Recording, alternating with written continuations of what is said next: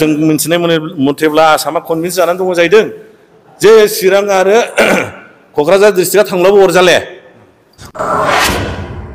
धन्यबादसै प्रथमावनो दिनैहाय जोङो 157 माने सान मोनसे फालिनाय जादों बेयो जाहैबाय सिनसुला ट्रिटि 1865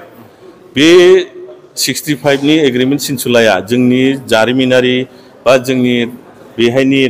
जे हालाम बेजों मा लोब्बा दं जों बेखौनो दिनै प्रसार खालामनो सानदों आरो लोगोसे जोङो मोनसे जोंनि जे गोदोनि चिफटेन्सफोर दं माने योद्धा बिर जोहोलावजोफोर दंमोन बिसोरखौ मान बावदों आरो ममबाति सावदों आलारि बाथि सावदों गथै जेन' बे हालामनि रायजो राजाफ्राबो जेन' सावो गावबा गाव न'आव बेलासिनि भागाव बेखौ प्रथमाव खावलायग्रोनाय जाबाय बाथ्राया जाहैबाय जोङो बे एलेखाखौ जोङो जारिमिनाव रिभिजिट खालामनानै नायबाय गोदोहाय बिदोंमोन उदियासल बड'लेण्ड बेफोरबादि बिदोंमोन बेफोरखौबो जों रिभिजिट खालामनानै नायबाय जे बे एलेखाखौ मा होनमारोमोन मानो जुनै जों रायजो मोना ओरै गुबुन साइडजों गोदान रायजो जागासिनो दं जोंल' मानो मोना डिफ्राइब जाबाय थायो दा बेखौ नायनानै जोङो गासैबो सालिजारि खालामनानै नायजोब्बाय जे जोंनि जे लेजिटिमेट माने जोंनि जे लेजिटिमेट डिमान्ड बा बर'नि थागिबिफोरनि जे एलेखा बे एलेखाखौ गोदो डुवार्स एलेखा होननाय जायोमोन बे डुवार्सखौ लानानैनो 1864 आव मोनसे तुलमुल माने दावहा जादों दावहा जानायाव जोंनि जेसेबांनाखि बिर जोहोलावजोफोर बिसोरो बे समावहाय माने गावनि माने जिउखौ खहा खालामनांदों बा मुंख्लं जानांदों जियानो हक बे मोनसे जारिमिनारि जोंनि बे ओनसोलखौ लानानै जोंनि बिर जोहोलावजोफ्रा गोदोनिफ्राय नांबोबाय थादों आरो बे बुंनो थाङोब्ला सानसे समाव बे सिनसुला ट्रिटिनि सिगां भुटाना 1700 साइडआवनो बे एलेखाखौ दखल खालामना लायो गाग्लोबनानै बे समावबो जोंनि मानसिफ्रा गोबां खहा जादों बे जाहैबाय बुंनो थाङोब्ला दरं बंसाबलिनिफ्राय लानानै जोंनि मा होनो 650 to 900 ख्रीष्टाब्दसिम बे जिनिसा बान राजामोन थैखांनायनि उनाव म्लेसा डाइनेस्टि मोनसे गायसननाय जादोंमोन बे म्लेसा डाइनेस्टियानो मेसेफोरनि कछारीफोरनि डाइनेस्टि बियो फैयै फैयै 21 जन राजाफ्रा बे एलेखाखौ खुंखांनायनि उनाव थैखांनायनि उनाव बिनि उनाव बे एलेखाया डिसइन्टिग्रेट जानानै बिसिनि किंडमा बायफ्लेजोबनानै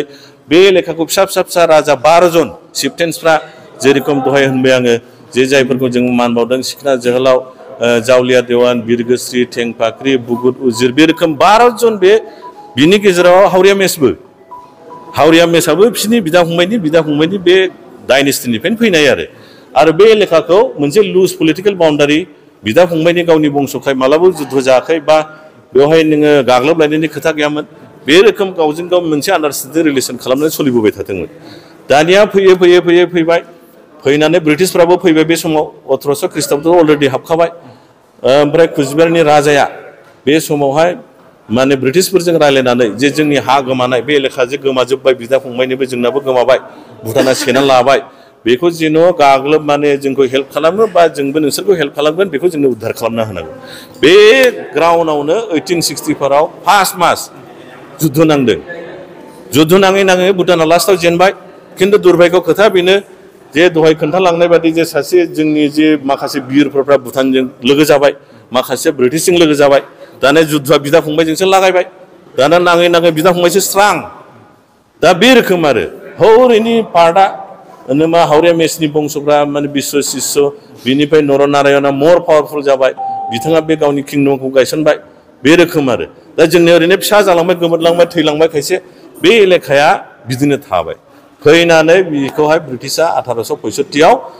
जे भुटानजों जुद्ध जानानै बे जिनिसखौ देरहानानै मोनसे ट्रिटि खालामनांबाय भुटाना जेनबाय नालाय बे ट्रिटियाव लिरनाय दङ जे बे हानि हिसाबै खाजोना हिसाबै भुटाननो जोंनो जेन' खांनानै हरो जे 50,000 सालाना नांगौ होननानै बेखौ मान्थि जाबाय लोगोसे बेबो लिरबाय जे बे हाखौ लानानै मालाबा सिक्किम राजा भुटान राजा कुचबिहारनि राजानि गेजेराव दावराव दावसि जाबावब्ला बेखौ गार्जेन हिसाबै ब्रिटिशआ समाधान खालामनानै होगोन होननानै बेखौ एसुरेन्स होबाय आरो बिदिनो फैयै फैनानै दाना तिब्बतआथ' चाइनाया तिब्बतखौ गाग्लोबनो हमबाय ओरैहाय नोङो भुटानावबो हाबहां बेखौ नुनानै 1906 आव आरो मोनसे फुनाखा होननाय ट्रिटि खालामबावबाय बे फुनाखायावबो बै दफाफोरनि जे फैसा बेसेबां हरनांगौ मा दङ दफाफोर बेफोरखौ लानानैनो बै 50,000खौ सालानाया बारायफैनानै 1 लाख खालामफैलायबाय बिनि उनाव फैयै फैनानै स्वाधीनता जानोसै भारतआ जाबायानो 1947 आव इन्डियान इन्डिपेन्डेन्स एक्ट मोनसे दाबाय दानानै बे ब्रिटिशजों जेसेबां एग्रिमेन्ट जादों बा लेगेसिफोर दंमोन बेफोर गासिबो माने लेप्स थांजोब्बाय स्वाधीनता जाबाय नालाय गैला बियो दाना बे जोंनि हाया बोसोरनै ओरैनो लागाब थादों बे समावथ' जोंनि मानसिफ्रा रावबो बिनो रोङाखिसै बा राजानि बंसफ्राबो ओरै लेखाना गैला दा बेखौ नुनानै जवाहरलाल नेहुरुआ इन्टारिम गभर्नमेन्टनि प्राइम मिनिस्टारा 1949 9 आगस्टआव दार्जिलिंआव बे हाखौनो लानानै आरोबाव इन्ड' भुटान मोनसे ट्रिटि खालामबावबाय बे ट्रिटिया बुंनो थाङोब्ला इन सेन्स मार्जारसो मानोना बे समावनो बै देवथां दावांगुरि सानद्रुप जंखार बेखौ 32 माइलखौहाय भुटाननो होफिनबाय बाखि अंशखौ बांसिनखौ ब्रिटिशआ लाबाय होमब्ला बे हा सरजाबलायनाय होलायनाय बे मार्जार नंगौ नङा मार्जार दा बेहाय बै एग्रिमेन्टनि जे बिनिमय लेन्ड साबसिडि हरनांगौ बियो फैयै फैयै 5 लाख जाबाय आरो फैनानै प्रणब मुखार्जीनि टाइमाव प्रणब मुखार्जी गभर्नमेन्ट अफ माने इन्डिया प्रेसिडेन्ट माबाजों प्रणब मुखार्जीजों आरो भुटान जिगमि वांचुकजों आरो मोनसे बिनि रेफारेन्सआव जाबावबाय दा जों खोनानो मोन्दों जोंनाव फुल माने बेबायदि तथ्य गैया खिन्थु बे एमाउन्टआ बाराय 50 करोड़नि एबाब जाबाय भुटाननो हरो बेखौ माने लेन्ड साबसिडिखौ दा बेखायनो होनदों जोङो बिसोरनो हरस्लायस्लाय जोंनो हो थागिबियाथ' जोंसो बिसोर नागारना खालांबाय जिखिया जा बिसोरनो होबाय बोलथे जों बेखौ बांद्राय गाज्रि मोनला जोंनोबो नोङो इक'नमिक पेकेज बोसोराव 1000 करोड़ 2000 करोड़ 3000 करोड़ हो आरो बेखौ होनो हाब्ला जोंनि बे मा होनो कुचबिहार रायजो जानो थांगासिनो दङ जों खोनानो मोनो बिथांमोननि रायजो जायोब्ला जोंनोबो होनांगौ मानोना 1949 आव कुचबिहारबो मार्जार जादों बे जोंनि 18था दुवारसाबो मार्जार जादों बिसोरनि आगष्टनि 8 थारिखआव जादों जोंना 9 थारिख आगष्टनि दार्जिलिं होननाय जायगायाव जादों होमब्ला बे मार्जार एग्रिमेन्टआव कुचबिहारनि सिङाव बे 18 दुवारा मालाबाबो हाबाखै हाबखानाय मोनला डाबल नोङो एग्रिमेन्ट खालामनाङा मार्जार खालामनाङा दा बेखौसो होनगासिनो दं जोङो बे जोंनि जारिमिनारि जों लोगोसे मोनसे जोंहा लिगेसि थानाय हानि लेखा लेखि 1949 आव मोनसे लिरलायलायबाय 1910 आव लिरबाय मोनसे 1865 आव मोनसे लिरबाय दलिलाव दा बे दलिलाव लिरनाय मानेथ' हाया जोंनि जुदि कुचबिहारनि मोनब्लाथ' बिदि लिरबाय थानाङा दा बेफोर जिनिसखौ जोंनि रायजो राजाफ्रा जोङो बुजियो आरो जोंनि बे दानि जे कनसेप्ट बियो मोनसे रायजो मोननायनि जे मोनसे दाव फेस भारत सरकारखौ बोरै फेजेननो हायो बा बे नामाकरणाबो जे दुवारान्चल प्रदेशआ मोनसे गथाय जाथि हारिखौ लानानै दावगानो हानाय इनक्लुसिभ मोनसे सोदोब आरो खायसे होनो मा बर'निबो नाम गैया बिसोरनि रायजालाय होनो जों दुवाराम दरखं सोदोबनिफ्राय ओंखारनाय दरखंआनो संस्कृतआव द्वाराम हिन्दीआव दरवाजा इंलिसावबो दर होनो दरखं जा बे सोदोबनिफ्रायनो फैनाय ओनसोलखौनो अनसल होना होमबा दा बेफोरबायदि आरोखि बे बुंनो थाङोब्ला जोंनि माने सैथोथा दं जोंनि बर' रावैनो फैनाय बेफोरो बाखि उनावहाय रायजो राजाफ्रा बेफोरखौ भुल बुजिनो नाङा दा ओंखायनो जोङो 100% सियर जे जोंनि डिमान्डआ मोनसे भारतआ जेरोखोम लुबैगासिनो दं दा इनक्लुसिभ बिमुंजों जे मोनसे रायजो बा ओनसोल दानो थांगासिनो दं more than 50 स्टेट गोदान गोदान रायजो दानो थांगासिनो दं आरो जोङो सर्सआव खोनानाय मथेब्ला कुचबिहार रायजोआ फैगोन बोसोरावनो जानो थांगासिनो दं हेमन्तआबो दार्जिलिं थांलायदों ममताबो फैलायदों अनन्त महाराज थांदों हम मिनिस्टारा स्रोद फैलायदों दा जों मिथिनाय मथेब्ला आसामा कनभिन्स जानानै दङ जाहैदों जे चिरां आरो क'क्राझार डिस्ट्रिक्टआ थांब्लाबो अरजाले माने आनडिभाइडेड गवालपाराखौ बिबाय नालाय अनन्त महाराजा मानोना आसामखौ सब समय माने असान्ति खालामग्रा मैना खान्था सुफोरबादि आन्दलन खालामग्रा दल गोदान गोदान दाग्रा डिस्ट्रिक्टआ जाहैबाय चिरां आरो माबा क'क्राझार दा बे मोननै थाङोब्ला आसामा अराय टाइमनि जुनै सान्ति जानानै थाबाय हरैथ' बिकेडाब्लिउसि जाहैखाबाय बर'फ्रा आरो इउनिटि गैला मोनहालायला आलदा आलदा जाजोब्बाय दा ओंखायनो होनदों जोङो जोंनि बर'फ्रा कुचबिहाराव थांनो